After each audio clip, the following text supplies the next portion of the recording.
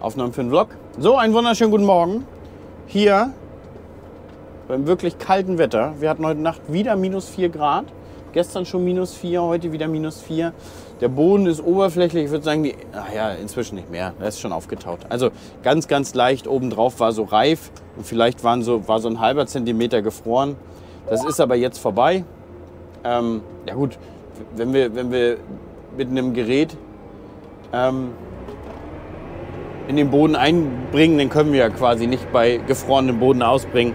Beziehungsweise wenn er richtig gefroren wäre, wird es ja nicht mehr funktionieren. Und wenn, heißt es ja nur das Ausbringen auf gefrorenen Böden. Wir würden ja innen reinbringen. Ist ja egal, haben wir ja nicht die Bedingungen hier. Also von daher, das funktioniert schon gut. Wir haben gestern jetzt hier, das ist das erste Fass heute. Wir haben gestern 17 Hektar geschafft, obwohl wir hier Probleme hatten mit dem Andockarm.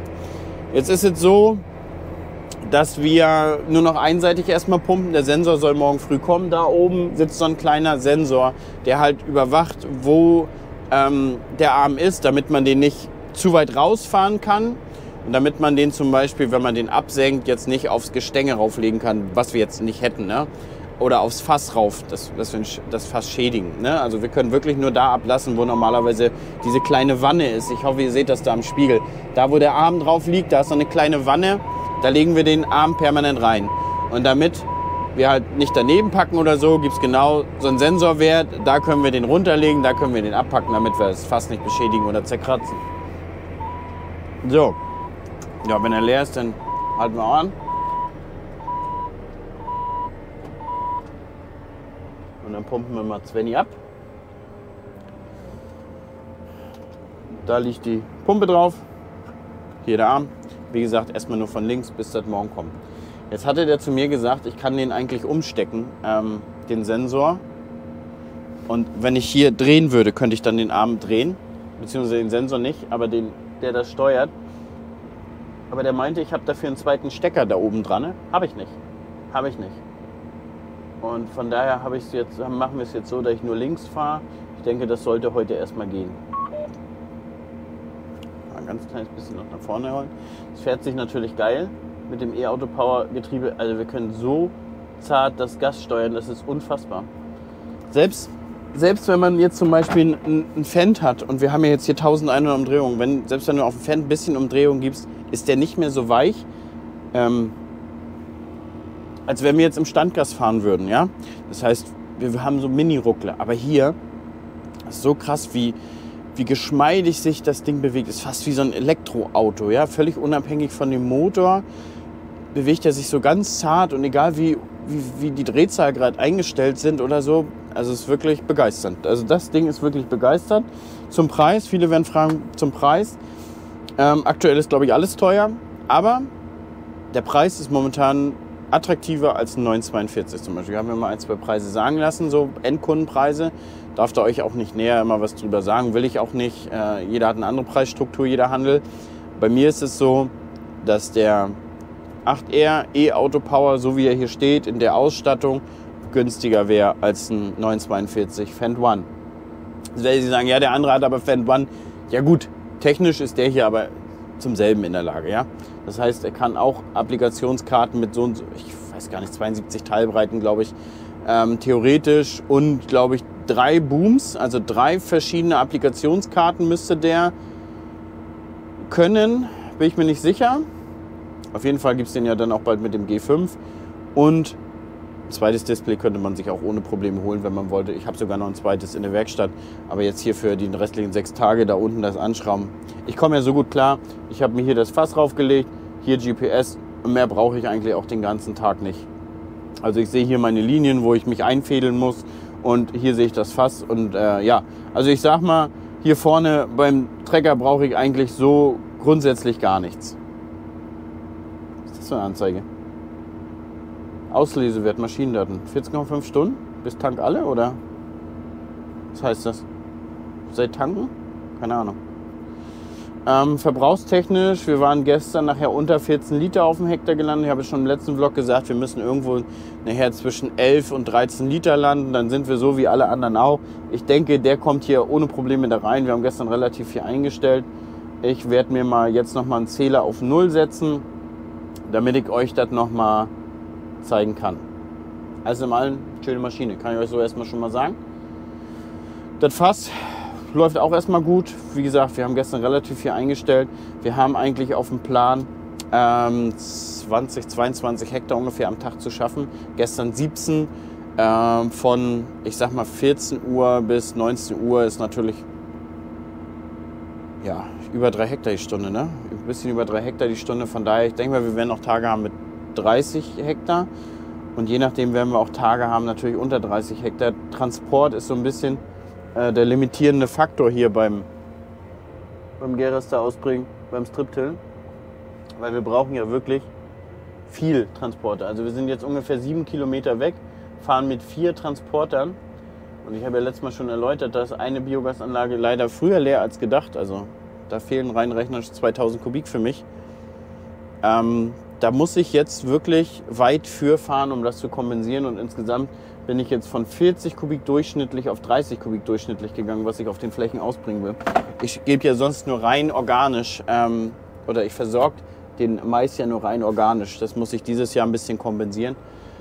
Ich werde da jetzt beim Handel noch anfragen, ob ich mir noch ein bisschen Stickstoff mit in den Unterfuß mischen kann, ob die mir das machen. Und dann würde ich das alles auch mit Unterfuß machen und dann auch die Unterfußkarte mit Applikationskarte würde ich dann machen. Also ich würde das dementsprechend auch ein bisschen so verteilen, wie es dann ertraglich auch passt. Und dann sollte das in Gang gehen. Gut, soweit erstmal. So, wir haben jetzt hier den nächsten Tag. Ich habe gestern da nicht mehr weiter gevloggt. Bei Svenny ist gestern an der Vorderachse, das kann ich euch gleich auf dem Hof zeigen, da ist eine Dichtung gekommen. Da kommt die ganze Zeit Öl raus, den haben wir relativ schnell dann aus dem Verkehr gezogen. Dadurch konnten wir jetzt alle einmal ein bisschen durchtauschen und ich war dann sozusagen frei und konnte nach Sachsen-Anhalt fahren. Und habe da den Düngerstreuer bzw. die Kombi eingesetzt, die ich euch im letzten Video gezeigt habe. Unser Düngerstreuer oder mein Düngerstreuer, mein Sensor, war nicht original hier, wa? Genau, da streuen wir jetzt gerade die zweite Gabe im Raps und die zweite schon in der Gerste. Das ist natürlich da alles sehr, sehr früh. Da sind die Bestände auch deutlich weiterentwickelt als hier. Wir sind jetzt hier auf dem Direktsaat-Weizen und wir haben hier auch Gerste gefahren. Aber man muss sagen, bei uns ist es relativ kalt in den letzten Wochen, 2 Wochen gewesen. Wir haben hier also vor 2 Wochen ungefähr, habe ich hier ein Herbizid gefahren im Getreide. Das erste und einzige, sodass der Bestand auch sauber wird. Dadurch hält der jetzt auch ein bisschen auf, das ist auch eigentlich völlig normal. Beziehungsweise das kann man haben. Und das wird natürlich jetzt auch begünstigt, weil jetzt wir hatten 4, 5 Tage warm und jetzt ist jetzt wieder ein bisschen länger, ein bisschen Frost gewesen. Und ja, dadurch sind die Bestände hier, also die stehen förmlich. Die letzten 2 Wochen, da ist nicht viel passiert, da kam ein bisschen Wurzelwachstum dazu, aber nicht wirklich. Der Raps geht ein bisschen voran, aber da auch nicht viel.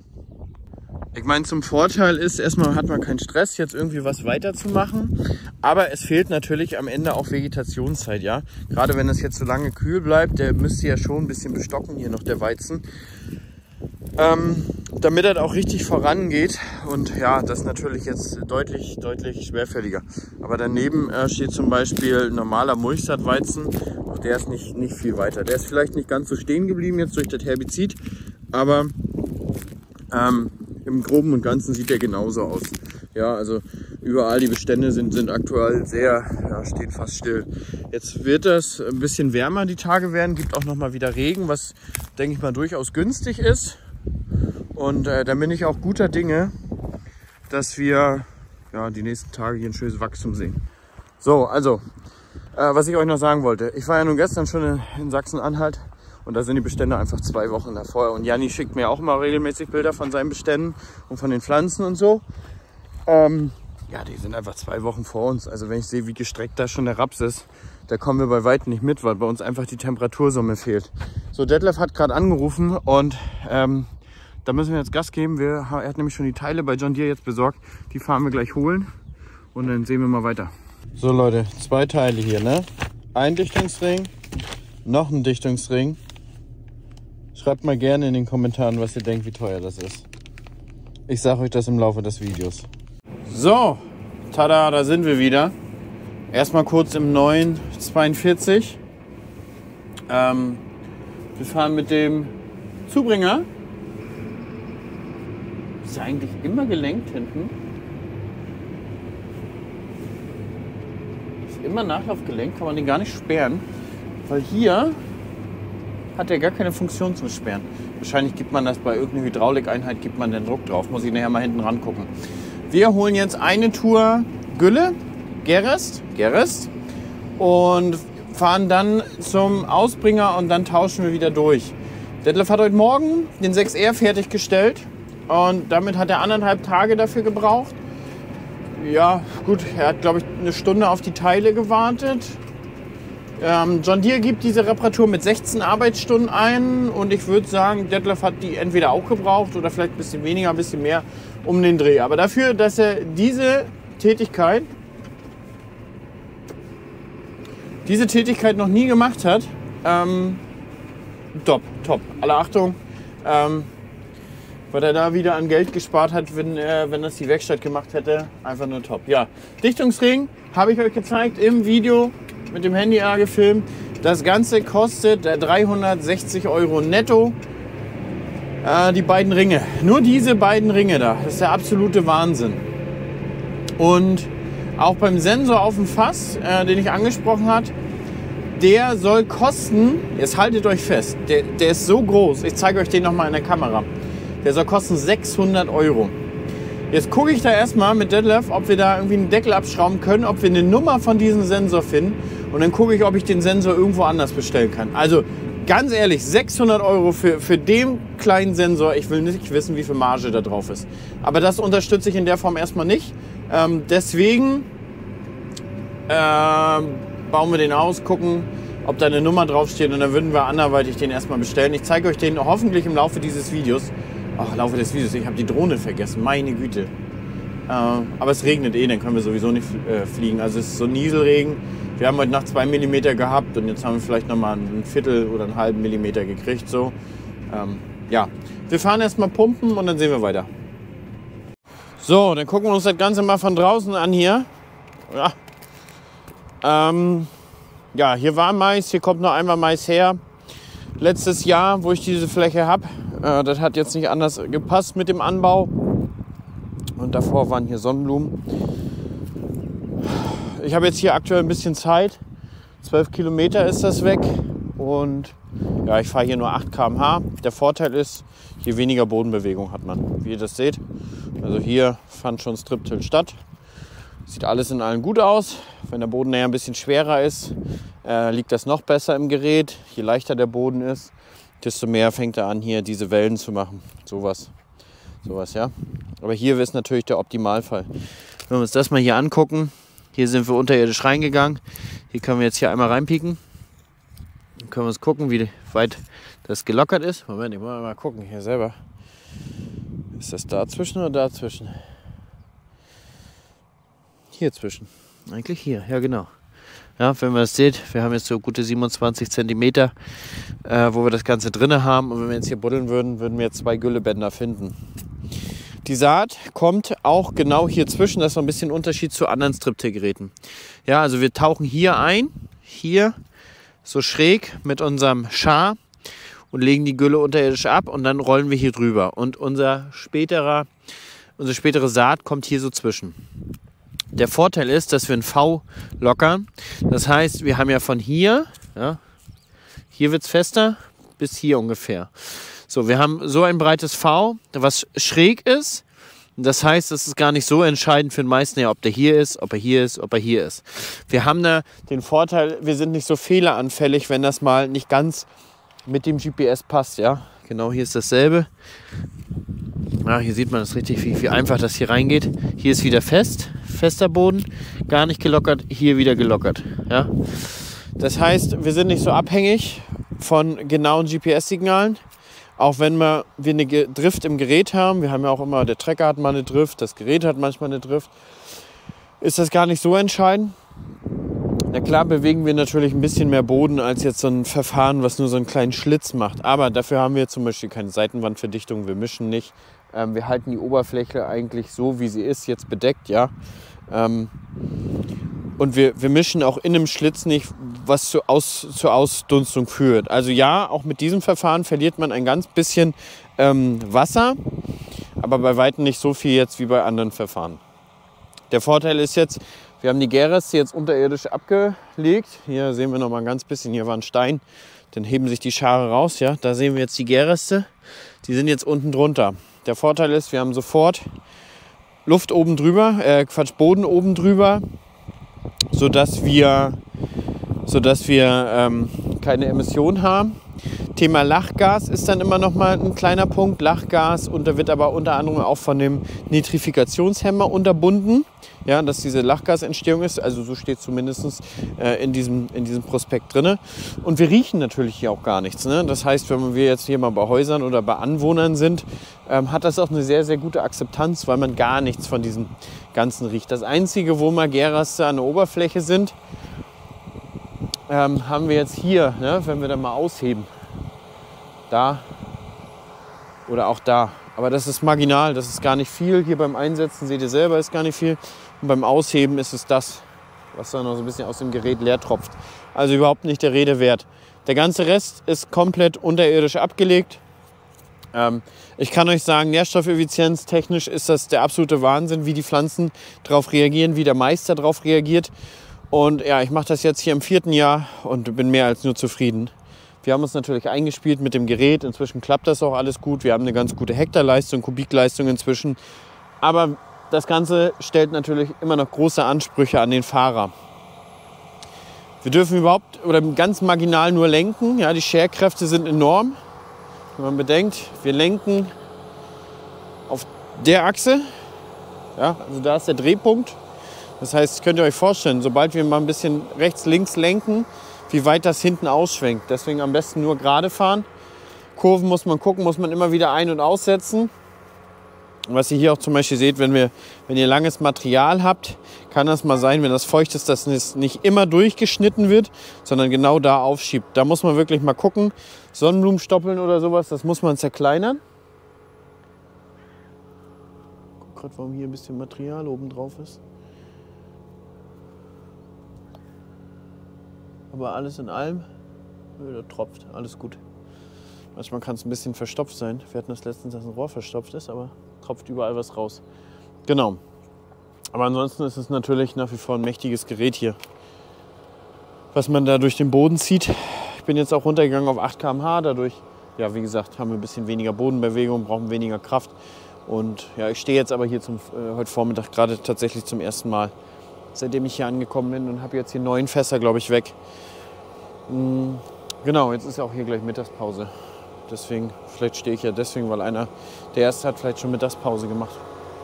Genau, aber auf jeden Fall habe ich gerade noch einen Zubringer kommen sehen, also den arbeite ich noch ab und dann habe ich auch bald Mittagspause. Jo, so viel dazu. Ich habe festgestellt, in diesem Striptil-Verfahren brauche ich kein DAP mehr als Unterfußdünger fahren, kein Phosphor mehr. Also kann ich mir wirklich sparen. DAP ist sauteuer und die Böden sind in der Regel auch gut Phosphor versorgt über die Jahre. Also die Maßnahme spare ich mir. Ich habe aber schon festgestellt, dass eine Gabe von Schwefel und Stickstoff nochmal die Frühentwicklung begünstigt, bis die Gärreste sich freisetzen. Und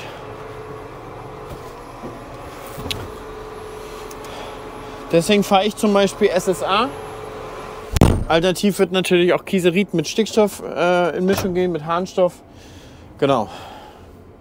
Also, ich habe im ersten Jahr das Ganze noch mit meinem typischen DAP-Kieserit-Gemisch gefahren, was ich über Jahre gefahren habe, und habe auch teilweise keine Unterfußgabe gefahren und konnte da auch keinen Phosphormangel feststellen. Der ist ja bei Mais relativ gut zu erkennen. Deswegen verzichte ich auf diese Maßnahme komplett und setze deshalb SSA 100 Kilo, weil ich gerne den Schwefel haben möchte, und den Stickstoff zum Start. Also ich sag mal zwischen 70 und 100 Kilo setze ich ein, je nach Fläche. Und dann alternativ wäre natürlich auch, ich sag mal, ein Harnstoff-Kieserit-Gemisch. Das kann mir momentan hier keiner aber herstellen, von daher gehe ich auf SSA. Schwefel brauche ich noch ein bisschen, um die Gärreste sozusagen zu ergänzen, und das steigert mir auch die ganze Effektivität. von dem Stickstoff in den Gärresten. Und ja, damit bin ich sehr, sehr zufrieden und fahre auch solide Erträge ein. Und ja, der Vorteil von diesem ganzen Verfahren ist natürlich, wir sind jetzt fertig. Ja? Wir haben jetzt hier den 21. März und wir wollen 15. April ungefähr anfangen mit Maislegen. Wir sind fertig, wir können am 15. April hier auch anfangen. Hier müssen wir jetzt kein Grubbern, kein gar nichts mehr. Beim Herbizid, beim Totalherbizid, wenn man welches vorher fahren will, weil die Fläche nicht sauber ist, habe ich festgestellt, nach dem Strip-Till vielleicht eine Woche warten, im Optimalfall dann fahren, weil jetzt regen wir ein paar Kräuter zum Keim an und dann haben wir hinterher wirklich ganz, ganz saubere Saatbedingungen. Das ist meine Erfahrung. Jeder macht das sicherlich anders für sich. Wenn ich jetzt hier drauf natürlich einen Altgetreidebestand habe, Ausfallgetreide, sehr, sehr große Pflanzen, muss ich natürlich gucken, dass ich Wasser spare. Das heißt, den würde ich relativ früh bekämpfen, weil ich da festgestellt habe, das ist richtig, das ist nachher ersichtlich. Die Liter, die da geklaut werden bei dem Getreide, das sieht man schon. Ja. Also das würde ich so verfahren, weil die Frage kommen häufig für die Strip-Till neu machen, wie arbeitet man, das ist meine Erfahrung. Soweit erstmal, ich schmeiße jetzt erstmal den Livestream an und dann sehen wir uns später. So, kleinen Part im Vlog. Ja, ich habe gerade die Vlog-Sachen nicht hier, deswegen machen wir es mal wieder mit dem Handy. Wir haben jetzt hier Ende der Woche, Freitag, und ich bin jetzt bei uns in der Textile angekommen und ich arbeite jetzt die Aufträge ab. Ich habe Anfang der Woche schon abgearbeitet, jetzt nochmal. Und parallel haben wir auch eine Rabattaktion Ostern, aber die bekommt ihr leider auf YouTube zu spät mit. Wir haben neue Motive im Shop. Dann haben wir hier die Zwillingsreifen und bei euch auch total beliebt ist cool. Und eine Frage der Ehre. Moment, so rum ist das richtig gedruckt. Eine Frage der Ehre. Also ihr könnt auch gerne mal im Shop vorbeigucken. Ihr müsst euch aber aktuell auf ein bisschen längere Zeiten einstellen, denn ich mache das aktuell komplett alleine. Meine Mutti hilft mir ein bisschen beim Verpacken. Lisi ist ja hochschwanger. Ich sag mal, in einer Woche oder so kommt das Kind. Wenn ihr das Video guckt, könnte es auch schon da sein. Deswegen mache ich das hier ganz alleine. Ein bisschen Geduld haben. Wenn euer Paket nicht sofort bekommt oder sofort kommt, DHL holt aktuell auch nur einmal bis zweimal in der Woche ab. Eigentlich zweimal in der Woche, aber diese Woche kam sie komischerweise gar nicht. Das bringe ich nachher noch selber zur Post, die Pakete, wenn ich das verpackt habe. Und ja, wie gesagt, guckt gerne nach. Auch alle Öle sind im Shop. Ernte vom letzten Jahr, ganz klar. Schmeckt gut. Ich würde auch fast sagen, unser Sonnenblumenöl ist dieses Jahr ein bisschen mehr gelungen. Irgendwie ist das noch ein bisschen seichter. Mir war das fast zu intensiv nach Sonnenblume. Jetzt ist das noch ein bisschen milder geworden. Gefällt mir fast ein bisschen besser. Was haben wir anders gemacht? Ich glaube, ich habe es einfach deutlich kühler getrocknet. Die Charge, die wir zum Ölpressen nehmen, die habe ich nur mit 60 Grad getrocknet. Also wirklich kühl. Im Gegensatz zu dem anderen mit 92, 93 Grad, was für die Industrieware quasi da ist. Also guckt gerne mal im Shop rein, landwirt-in-mv.de, und wir freuen uns auf jeden Fall über jede Bestellung. So Leute, Mann, war das eine Woche. War nicht ein Tag, wo es so richtig glatt lief. So, nicht ein Tag, wo es richtig glatt lief, jetzt geht auch noch der Akku aus. Mann, Leute, ist das ein Stress. Und zur Feier des Tages hat der Kollege heute noch eine weiche Stelle gefunden. Da vorne steht so ein bisschen das Wasser. Der ist schon ein bisschen weit weggefahren. Das ist wohl so. Ja, leider Gottes hat er da eine weiche Stelle gefunden, wo wir mit 2 Trecker rausziehen mussten. Fass war leer so. Ja, bleibt nicht aus. Kostet aber Zeit, hat ungefähr 2 Stunden gekostet. Wir haben jetzt parallel dazu, hatten mit Svenny heute Morgen seinen Schlepper, seinen 6R nochmal auf dem OP-Tisch. Da hat der Sensor von der Vorderachse die ganze Zeit gesponnen, seitdem Detlef dabei war. Jetzt hat sich herausgestellt, der Sensor hat parallel dazu einen weggekriegt. War ich heute Morgen dann los. Ja, aber alles wirklich auf einmal. Ich sag zu Detlef, jo, alles klar, ich habe Bereitschaft organisiert, kannst hinfahren, kannst dich drum kümmern. Bauen wir ein. Ja, alles klar. Selbst hier ist weich, ist ja unfassbar. Wohlgemerkt, Leute, wir sind auf Direktsaatboden unterwegs. Und selbst hier ist weich. Was ich dann übrigens festgestellt habe, es fährt sich deutlich besser, wenn man die Achse einschiebt. Weil, wenn das jetzt weich wird, dann haben wir nämlich die Problematik, dass wir mit mal 2 Räder haben hinter uns, die eine Welle vor sich her schieben und nicht nur einen. Ja, also sagen wir mal, es wird jetzt weich, dann schieben wir schon mal eine Spur mit dem Trecker und normalerweise dann mit dem Fass auch. Jetzt ist das aber so, wenn die Achse ausgeschoben ist, ist das gar kein Mehrwert bei weichen Bedingungen, sondern im Gegenteil. Wir haben dann 2 Wellen, die wir vor uns herschieben. Das ist der absolute Wahnsinn und dann ist das ganze Ding hier wie ein Riesenanker. Könnt ihr euch nicht vorstellen. Und ja, dann muss man das echt vermeiden, da durchzufahren. Aber so wie hier auf Direktsaat, tatsächlich da noch weicher Boden. So hier unten sieht man auch schon, wird auch heller. Das müssen wir ein bisschen außen vor lassen.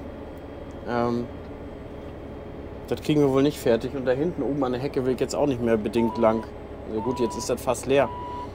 Aber will man das jetzt hier riskieren? Ich denke mal nicht. Wir drehen jetzt hier um. Fahren jetzt rückwärts hoch, fahren jetzt rückwärts raus.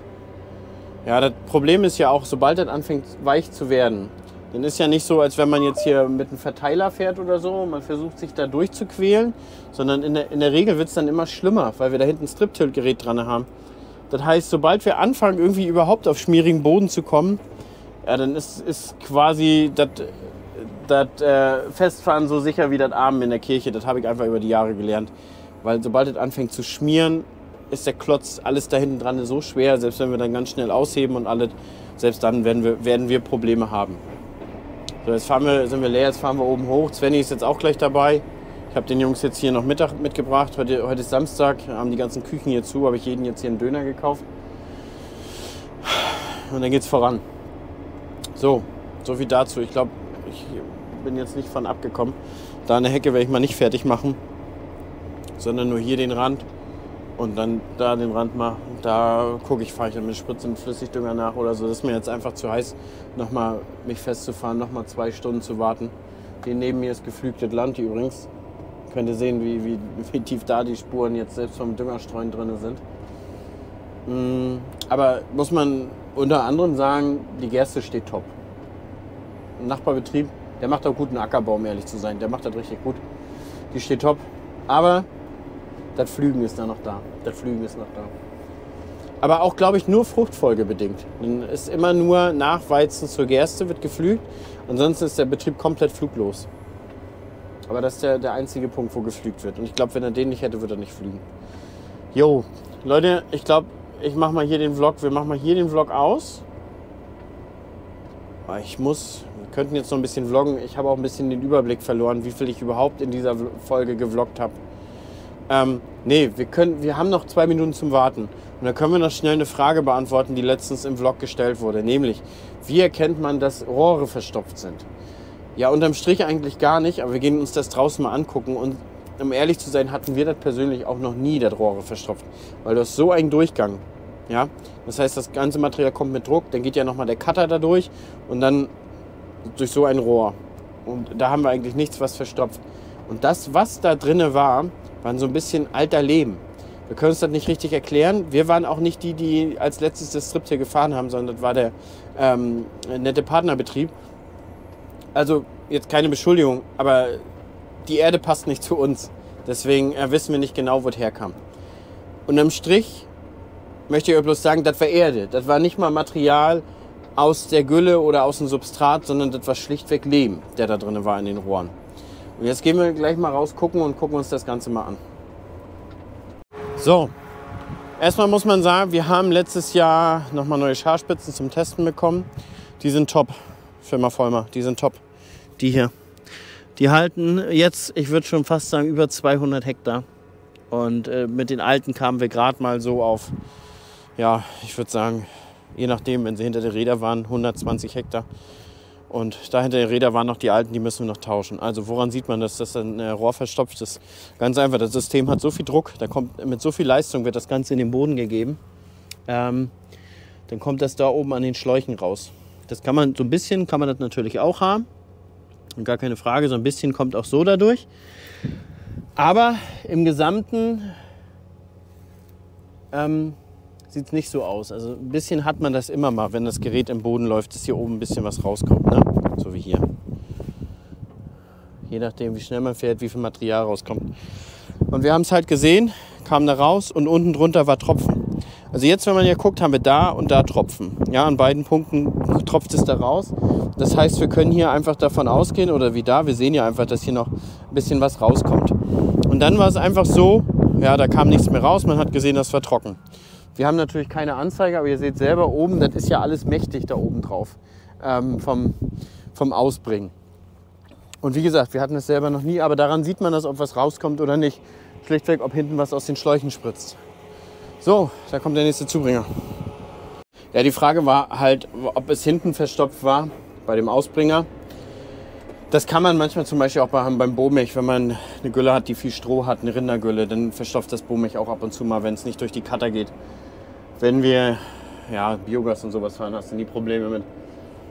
Die Frage war auch noch, ob das auch am Abend verstopfen kann. Eher nicht so. Also ich sag mal, das sind 8 Zoll. Bei 8 Zoll würde vom Durchmesser auch ein Kind durchpassen. Ja? So fett ist das Ganze. Also ihr seht da die Rohre. Wenn da was verstopft, dann ist das schon mal komisch, weil das hätte die Pumpe schon mal passieren müssen. Es sei denn, man hat natürlich eine Vakuumpumpe drin. Also bei Svenny hatten wir tatsächlich schon mal einen Holzbalken drin. Und bei Svenny haben wir tatsächlich auch schon, das habe ich übergesaugt. Und da hatten wir schon so einen dicken Holzbalken, den wir dann im Verteiler hatten. Aber dann klemmt der Verteiler. Und dann wird mir das auch angezeigt, weil der Verteiler ist hydraulisch angetrieben. Und dann zeige ich euch gleich mal. Ich tank bloß mal ein hier, ein bisschen Gas geben.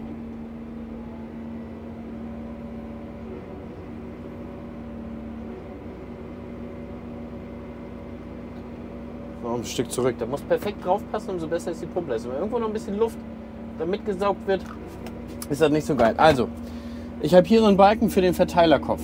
Ja, der ist jetzt leer, weil da nichts dreht. Wenn er aber was dreht, dann ist er, sag ich mal, zu 1/3 gefüllt, der Balken. Und das ist im Prinzip der Öldruck. Ja? Wenn der Verteilerkopf jetzt stehen bleibt, dann schlägt er nach oben aus. Ja? Dann macht er auch eine Meldung, dann piept er.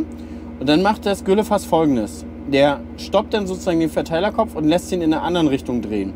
Und so schlägt er dann immer aus, wieder runter, schlägt aus, wieder runter und versucht so die Verstopfung zu lösen. Wenn er das nicht schafft, ja, dann müsste man dahin, aber dann piept er dauerhaft und dann weiß man, alles klar, der Verteilerkopf ist verstopft. Hat man manchmal auch, ich sag mal, wenn das Fass jetzt lange stand, ist vielleicht ein bisschen festgerostet, da muss man mal hinten manchmal den Deckel aufklappen. Ja, wir arbeiten ja hier mit Gülle, selbst wenn wir mit Wasser ja durchspielen, was wir ja im Herbst machen oder im Winter, spielen wir ja mit Wasser durch. Und selbst dann kann man das manchmal haben, auch selbst wenn man das hier mit Lebensmittelöl einfettet. Das wird ja auch biologisch abgebaut. Das heißt, im Frühjahr kann es trotzdem sein, dass da so eine Rostschicht aufeinander klebt. Und dann ein bisschen drehen, beziehungsweise einmal ein bisschen anliften mit dem Kuhfuß, dann dreht das auch wieder und dann geht das auch wieder wunderbar voran. Also das ist gar kein Problem. Aber das Problem kann man manchmal haben. Leute, mir haben auch welche geschrieben, die schmieren das mit Diesel ein oder sowas. Wir dürfen ja nicht vergessen, wir bringen danach wieder Dinge in den Boden ein. Ja, damit. Das heißt, was anderes außer Lebensmittelöle und biologische Öle kommt für mich da nicht in Frage, um ehrlich zu sein. Genau, also daran sehe ich, ob irgendwas verstopft ist. Wenn jetzt zum Beispiel, das hatten wir auch dieses Jahr, da war so ein Holzsplitter, so war oben im Arm verstopft und zwar beim Beschleuniger. Dann dreht der Beschleuniger nicht mehr. Ja? Der Beschleuniger war dann einfach fest, das ist über Öl. Der Zeiger geht dann trotzdem hoch. Manchmal, ich hatte auch einmal, da geht der Zeiger nicht mehr hoch, der Öldruck. Dann wird mir das auch angezeigt. Dann ist das aber wie folgt. Du siehst und du merkst auch sofort, wenn das Fass nur noch über Vakuum zieht. Also guck mal, seitdem wir jetzt hier so ein bisschen quatschen, ist jetzt schon mehr als die Hälfte gefüllt. Ja?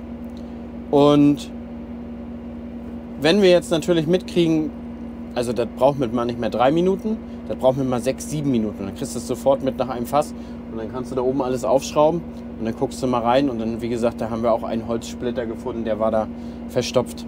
Manchmal hat man auch von den Kühen so eine, oder irgendeine Gummizitze vom Melkeimer von den Kälbern. Also Leute, man findet alles in der Gülle, das ist gar kein Problem. Schreibt doch mal gerne in die Kommentare eure geilen Fundstücke in Gülle.